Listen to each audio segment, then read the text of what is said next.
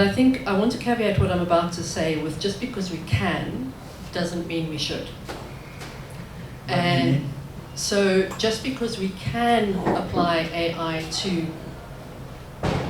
thousands of different applications in mining, we have to, you mentioned the ethics, we have to consider the context within which it is being done, unintentional consequences as well.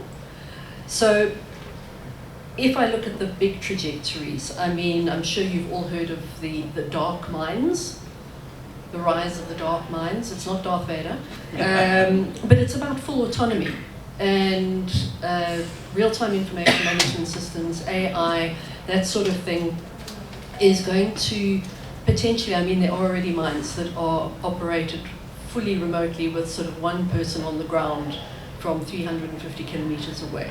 Now that is really great if you're working in dangerous situations. You think of some of the deepest mines here in South Africa, it takes three hours to get to the face. It is deep, dark and dangerous. Maintenance, I think, is an easy one. It is really, anyone who hasn't been underground just does not understand the harshness of the environment. And that works on both people and the machinery. But when you think about the rise in predictive maintenance, it will, I'm sure, be applied to machines, to people, predictive maintenance of people. It's a little bit harsh, but you know, you think about, in here I'm thinking the Canadian-South African difference. When I was in Canada last in 2005, so I accept things have changed. But what struck me most was the average age of the workforce. Back then, in Canada, much older people, here in South Africa, much younger.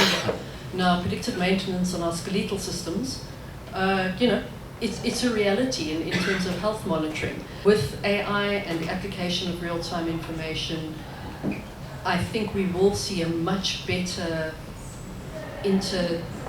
intersection, integration of information right across the value chain. But here, my caveat, I think that's what I'm going to become known as, is the opportunities for the tier one, yes, and the opportunities for the SMMEs. Yes.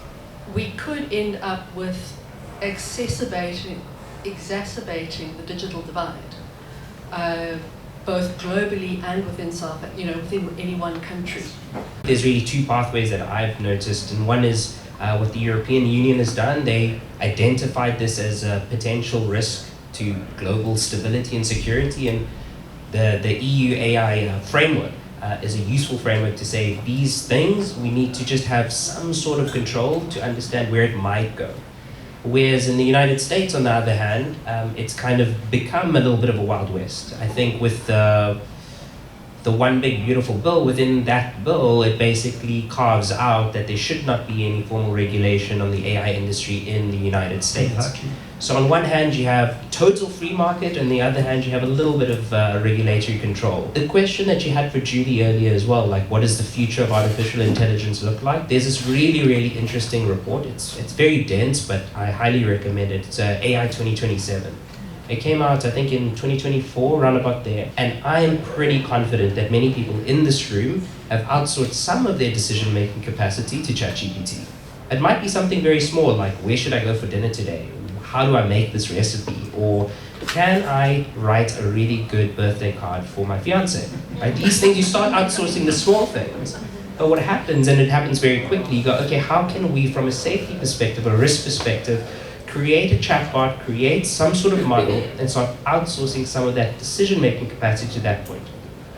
So at what point, from a regulatory perspective, do you have to ensure that significant decision-making capacity actually sits with a human? There has to be some sort of left hand and right hand in this equation. But in the United States, and according to that report, that pathway is very much going more and more and more in the direction of handing over that decision-making capacity to machines, especially in the United States, and what we're seeing at the moment there. Dean, is technology development will always outstrip legal and regulatory pace. I think the risk that I see is that in that gap between technology development and regulation catching up, there's a really high risk of the bad guys getting in, creating absolute havoc. And therefore, by the time regulation catches up, it will be overly onerous in an attempt to pull back on this malicious use of AI. So I think it's already there. I think we're already beyond that point. Yeah, it depending which country you're in. And so, in terms of responsible mining, I think it behooves us, if you are only using regulation as your strategic guideline, you are so far behind the curve. So we need to put in place ethical and responsible decision making, even if it's using AI, with checks and balances to try and narrow that gap of the regulatory sledgehammer that will come down if we don't do things responsibly. We are working on a part of our bigger research program is looking at how technical readiness levels, human readiness levels, business readiness levels, systems readiness levels, and market readiness levels interact, and working on a maturity matrix for that. Now, I think, and my perception is that in Canada or other developed countries, the focus is more on technology. Here, and it's not that the focus here isn't on technology, but we are very, very conscious of the context, and I think the context here is driven more socially, social safety, social, environmental, and technology as an enabler, and AI as an enabler. And I think that's how I'd like to end, is we need to remember AI is just a tool. As human beings, we still have to make judgment calls and not necessarily trust what is thrown at us.